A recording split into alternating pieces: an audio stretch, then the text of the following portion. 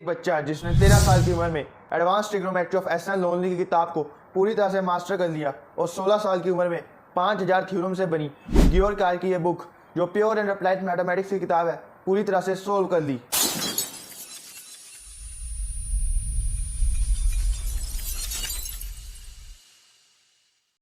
मैं बात कर रहा हूँ श्रीनिवास रामानुजन की, जो 30 साल की उम्र में 1918 में सेकंड इंडियन बने, जिन्होंने the royal society of mathematics को ज्वाइन किया। यह वही सोसाइटी है जो वो डिसाइड करती है कि नोबेल प्राइज़ किसे मिलेगा। सिर्फ 14 साल की उम्र में श्रीनिवास रामानुजन जी बहुत सी थ्योरम खुद फाइंड आउट करने लगे थे, वो भी बिना किसी टीचर की मदद से।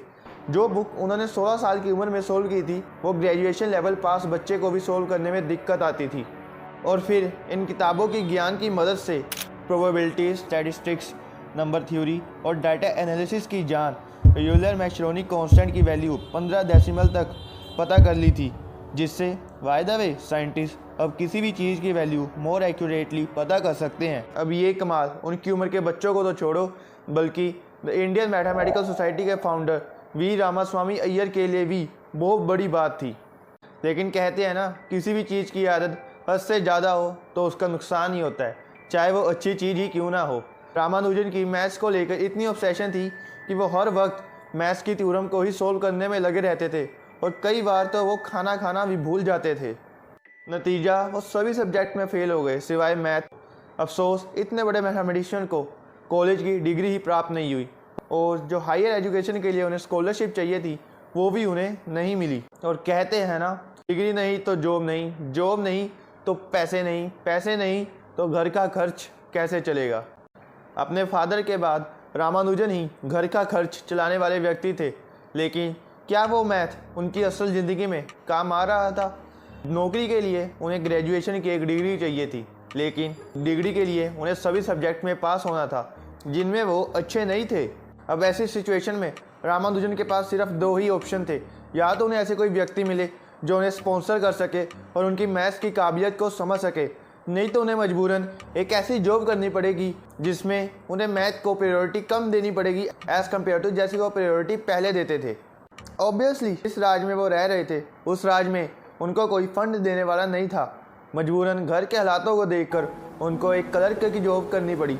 मैं जानता हूँ आपको सुनकर बड़ा अफसोस हो रहा होगा कि इतना बड़ा मैथमेटिशियन एक क्लर्क की जॉब कर रहा है, लेकिन ज़िंदगी में एक मजबूरी नामक चीज़ भी होती है। ज़िंदगी में इतने सारे उतार चढ़ाव के बाद रामानुजन रुके नहीं। वो अपनी जॉब के साथ मैथ्स को भी वक्त दे रहे थे, लेकिन वो वक्त इनफ नहीं था। जब रामानुजन मद्रास में एक क्लर्क का काम कर रहे थे, तब उनके कैलिक्स ने उनके top theorems E.W. Hobson, H.F. Baker and G.H. Hardy को पोस्ट करने में मदद की। वो ऐसा सोचते थे, अगर इन तीनों में से किसी ने भी रामानुजन के थ्योरम्स को देख लिया तो वो उनको इंग्लैंड में बुला लेंगे, लेकिन ऐसा नहीं हुआ। पहले तो मैथमेटिशियन ने इनका लेटर पढ़ना बिल्कुल बेकार समझा और इनको एरा गैरा समझकर रिप्लाई देना भी सही नहीं समझा। वो वक्त रामानुजन को अपना सपना टूटता हुआ दिख रहा था। जब G.H. हार्डी ने जस्ट फॉर अ फन उनका लेटर पढ़ा तो वो देखकर हैरान हो गए, क्योंकि रामानुजन की थ्योरम्स उनके थ्योरम्स को टक्कर दे रही थी, बल्कि उनकी कई थ्योरम्स को तो गलत भी बता रही थी। G.H. हार्डी शॉक हो गए, क्योंकि उनकी थ्योरम्स को चैलेंज और गलत प्रूफ करने वाला कोई नहीं हुआ, लेकिन रामानुजन ने ऐसा कर दिखाया। तभी G.H. हार्डी ने रामानुजन को रिप्लाई किया कि क्या तुम मेरे साथ आकर इंग्लैंड में काम करना पसंद करोगे। रामानुजन का दुनिया को देखने का नज़रिया कुछ इतना अलग था कि G.H. हार्डी ने यह तक कह दिया था, रामानुजन हैज़ कम्प्लीटली डिफीटेड मी। लेकिन बदनसीबी रामानुजन से पहले ही इंग्लैंड में पहुंच गई थी। फैक्ट तो ये था कि रामानुजन कुएं से निकलकर खाई की ओर बढ़ रहे थे। जब रामानुजन इंग्लैंड गए तो वो सन था 1914, और 1914 में पूरी दुनिया में क्या चल रहा था? World war first. उस वक्त इंग्लैंड की भी पहली प्रायोरिटी वही थी जो इंडिया, रशिया और जर्मन जैसे देशों की थी, सर्वाइवल। यानी उन हालातों में रामानुजन की थ्योरम बिल्कुल बेकार थी। उस वक्त सभी यही सोच रहे थे कि सर्वाइव कैसे करें, इन हालातों से कैसे बचें।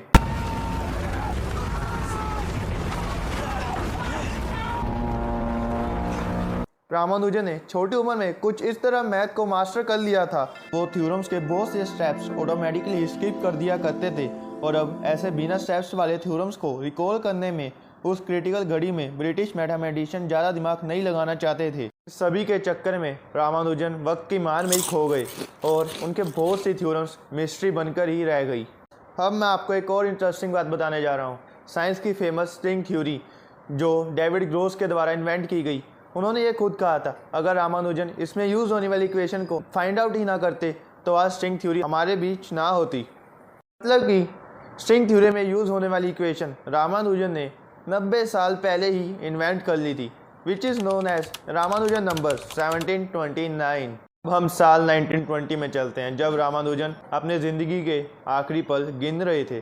तब उनसे मिलने हॉस्पिटल में G.H. हार्डी आए। बातों ही बातों में रामानुजन ने G.H. हार्डी से उनकी टैक्सी नंबर पूछा, विच वॉज 1729। अब ये नंबर G.H. हार्डी के लिए तो बहुत ही कॉमन था, लेकिन रामानुजन के लिए नहीं। रामानुजन के लिए इस नंबर में भी कुछ ना कुछ तो मतलब छुपा था। उन्होंने कहा, हार्डी ये सबसे छोटा नंबर है जिसे 2 क्यूब्स को ऐड कर लाया जा सकता था और इसके भी 2 तरीके हैं। पहला 12 क्यूब प्लस 1 क्यूब, दूसरा 10 क्यूब प्लस 9 क्यूब। देखो, एक्चुअली में हुआ ये था कि 17th सेंचुरी में French mathematician Pierre de Fermat ने कहा था कि Pythagoras theorem which is x square plus Y square is equal to Z square, ये सिर्फ 2 की पावर के लिए ही काम करता है। लेकिन रामानुजन ने कहा कि ऐसा नहीं है, ये हायर पावर्स के लिए भी इस्तेमाल होता है, बस हमें +1 या -1 करना होता है। जैसे एग्जांपल के लिए Ramanujan that's number 1729, 12 cube plus 1 cube is equal to 1729। And with the help of this equations आंस कमर, एरिक कहलर, कुनहिको कोडारो ने स्ट्रिंग थ्योरी की जान के सरफेस को फाउंड किया। हैंस अब आप सोच रहे होंगे कि इतने बड़े मैथमेटिशियंस को तो पूरी दुनिया जानती होगी, लेकिन अभी भी मेजॉरिटी ऑफ पीपल ने इनके बारे में सुना तक नहीं है। लेकिन इंडिया में इनके जन्मदिन वाले दिन को द मैथमेटिशियन डे के नाम से सेलिब्रेट किया जाता है। और अगर आपको इस वीडियो से कुछ नया सीखने को मिला तो लाइक ठोकना, चैनल को सब्सक्राइब करना और कमेंट सेक्शन में बताना कि सर रामानुजन जी का जन्म कब हुआ था।